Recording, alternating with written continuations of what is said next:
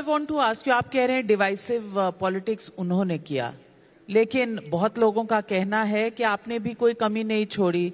बटेंगे कटेंगे चला, वोट जिहाद चला, धर्म युद्ध चला, फिर बाद में एक हैं तो सेफ हैं आया।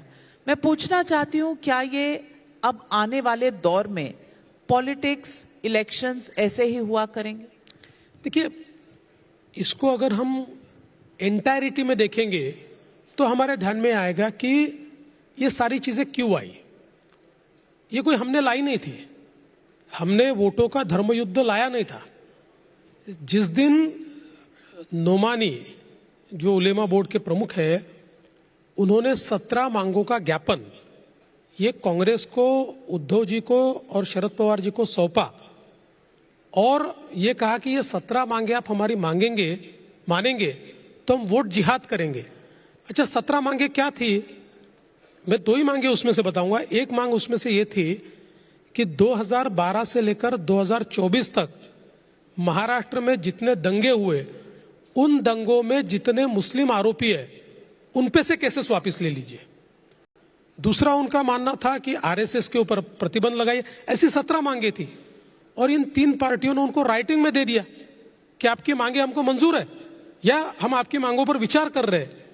और उसके बाद नोमानी ने एक वीडियो रिलीज किया जिसके अंदर उन्होंने कहा कि वोट जिहाद कीजिए, और उससे आगे बढ़कर उन्होंने कहा कि लोकसभा के समय कुछ हमारे अकलियतियों के, माइनॉरिटीज के लोगों ने, अकलियत के लोगों ने बीजेपी को वोट दिया, ऐसे लोगों को ढूंढ ढूंढकर सोशली बायकॉट कीजिए।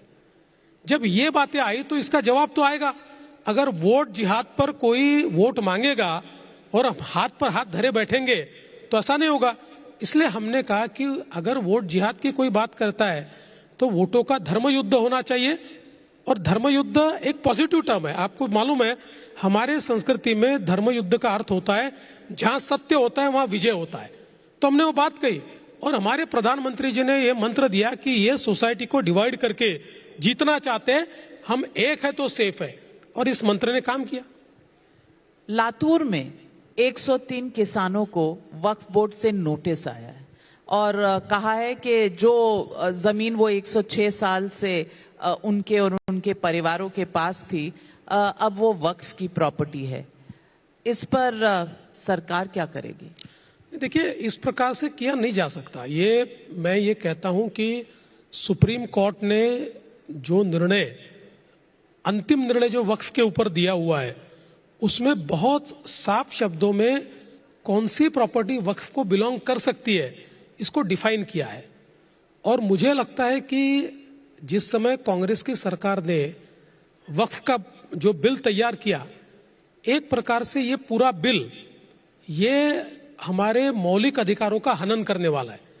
क्योंकि मौलिक अधिकारों में हमारा अधिकार है कि संपत्ति जो हमारी होती है उस संपत्ति को रखने का अधिकार हमारा है। कोई भी उठाकर हमारी संपत्ति अपने नाम से कर दे और हमको कोर्ट में जाने का भी अधिकार नहीं है। इसमें कोई प्रोविजन नहीं है, आपको कोर्ट में जो जाना पड़ता है, रिट में जाना पड़ता है। तो इसलिए इस प्रकार का जो कानून है ये गलत है। मैं ऐसा कहता हूं ये एंटी कॉन्स्टिट्यूशनल कानून है। इसमें कॉन्स्टिट्यूशन को ताक पर रखकर यह कानून तैयार किया गया है और इसलिए बार बार सुप्रीम कोर्ट ने इसके ऊपर निर्णय दिए। और मैं तो राह देख रहा हूं कब हमारा देश की संसद इस कानून को निरस्त करे और एक ठीक कानून, मैं ये नहीं कहता वक्फ बोर्ड पूरा समाप्त हो जाए। अगर किसी रिलीजियस इंस्टीट्यूशन को अपनी प्रॉपर्टी रखनी है, उसका कानून होना है तो हो, लेकिन वो जहां उंगली रख दे वो उनकी संपत्ति, ये नहीं हो सकता। इसलिए मैं तो राह देख रहा हूं और मैं तो अपील करता हूं भारत की संसद से कि भारत की संसद जितनी जल्दी हो पाए ये वक्फ का अमेंडमेंट कानून पास करे। लेकिन तब तक इन 103 किसानों का क्या? नहीं, देखिए, उनको तो जो ड्यू प्रोसेस है उससे हम संरक्षण देंगे। ड्यू प्रोसेस है उसमें, उस ड्यू प्रोसेस के आधार पर उनको संरक्षण मिलेगा।